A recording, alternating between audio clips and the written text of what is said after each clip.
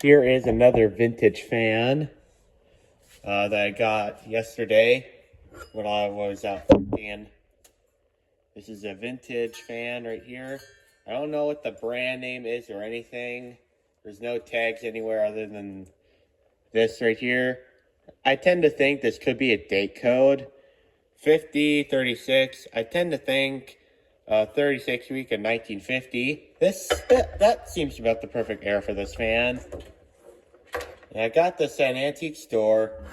Only paid $20 for it. So that's a really good deal. However, the problem with this fan is the wiring is messed up. You can see there's a major crack by the plug.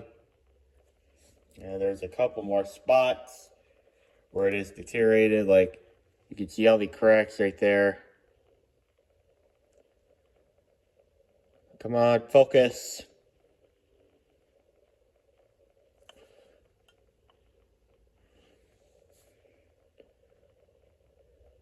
There, yeah, you can see this cord has a lot of cracks in it. And this cord's not safe anymore, so we're going to go ahead and replace the cord.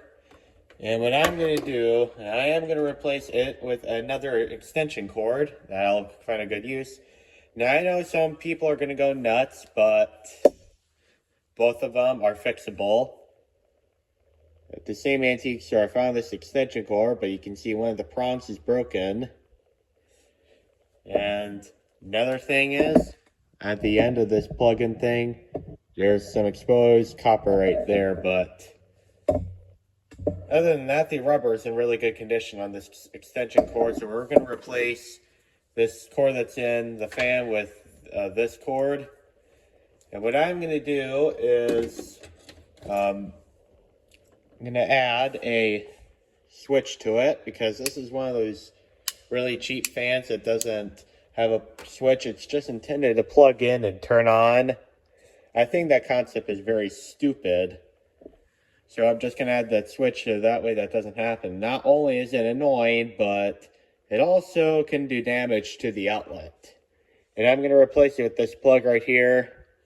And I forgot to show you guys this too, but this plug here is in horrible condition as well. There is a bunch of nicks on the bakelite, and both these prongs are very loose. Look at that. So that's got to change.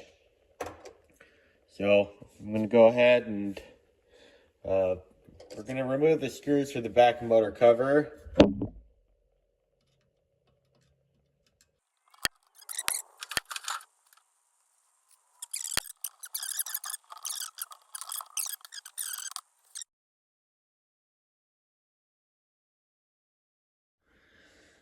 That definitely took a fair bit of force to get off, but luckily it did come off. And this is also why it's a good idea to check the wiring, because there was no wire nut on this. If it did, it flew across the room. But this wire here seems to be in pretty good condition still, even after all these years. But this tape right here is very deteriorated. So we're going to be very careful as to not damage anything. But I think these wires do have a varnish on it. So we're going to take this wire cap off.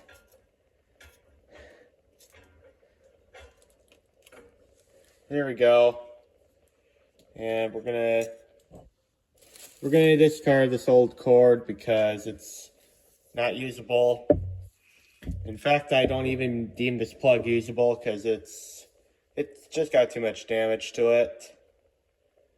And also, another thing I have to show you, there's this one strand of bare metal right there. And that is not good. So we're gonna throw this out because this cord is unusable. There we go. No chance of seeing that cord ever again. Alright, I'm going to see if I can find a rubber grommet that'll fit in here. I hope I have some, because I don't want to make this a 2-video project. However, I think this fan motor still has plenty of life in it still. because I'm going to put these two probes together. You can see we have, I'll show you guys this right here.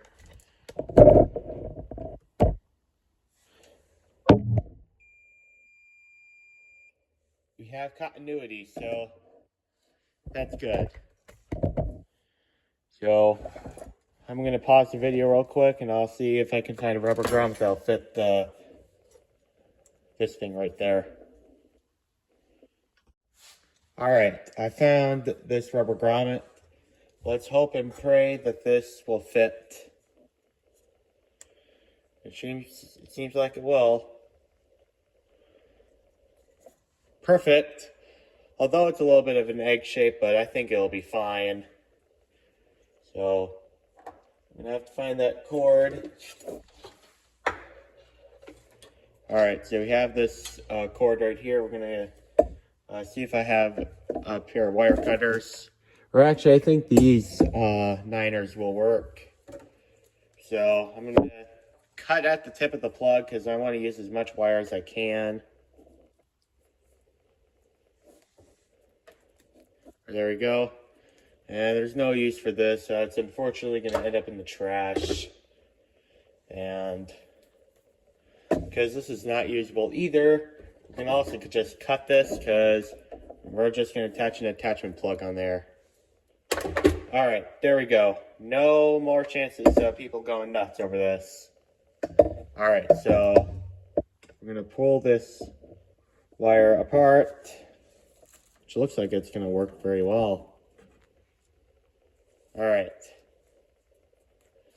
That's probably good enough. If not, probably is more than enough. Alright, so we're going to gee this through the rubber grommet, which seems like it's going to be a tight fit, but it won't be hard. And we're going to tie a knot in this, so if at any chance this wire ever gets pulled, then the knot will act as a strain relief, so then this doesn't pull out. Okay, looks like we're good here, so we're gonna cut this. I think this is 18 gauge wire, but I'm gonna go down to 16 just so we don't lose any strands. Now I find that for the gauge of the wire, it's good to go up a size of the wire, at least from my experience. Alright. So let's go ahead and rewire this. And I'm just going to speed through this because nothing of this is really enjoyable.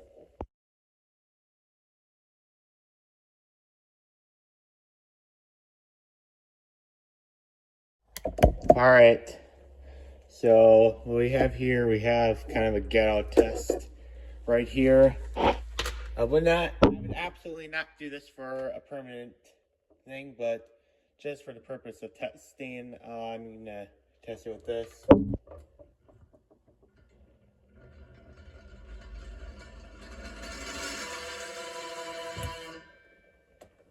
Yeah, it sounds awful, I know, but we can also do a little bit of oiling as well, see if that works.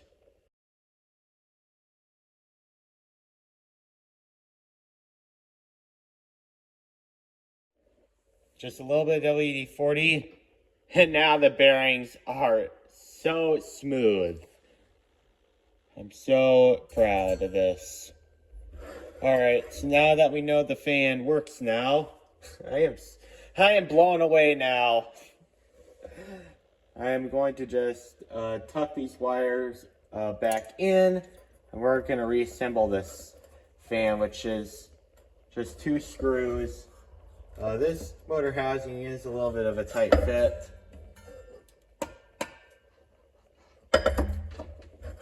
But we're going to go ahead and get the screws back in.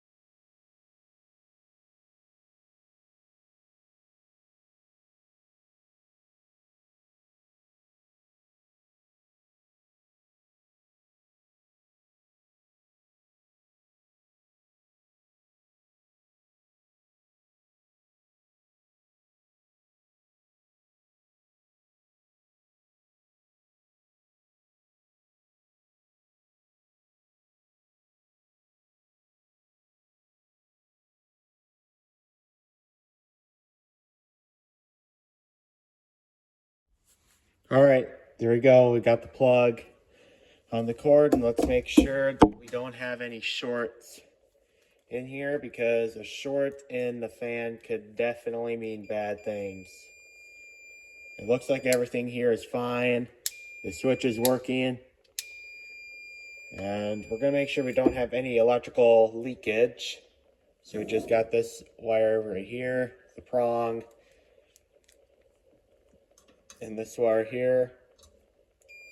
Yep, looks like everything's good.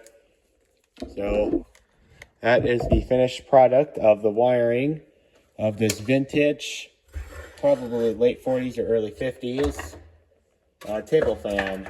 So let's go ahead and plug this up, see how it runs. Definitely don't want the cord around the blades. All right, here we go.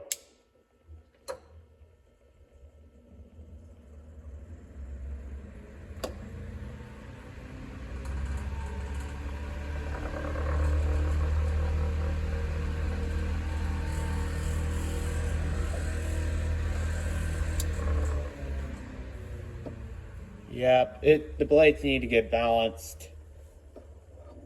I'm going to time lapse this too. Hopefully that'll be the last fiasco for this thing.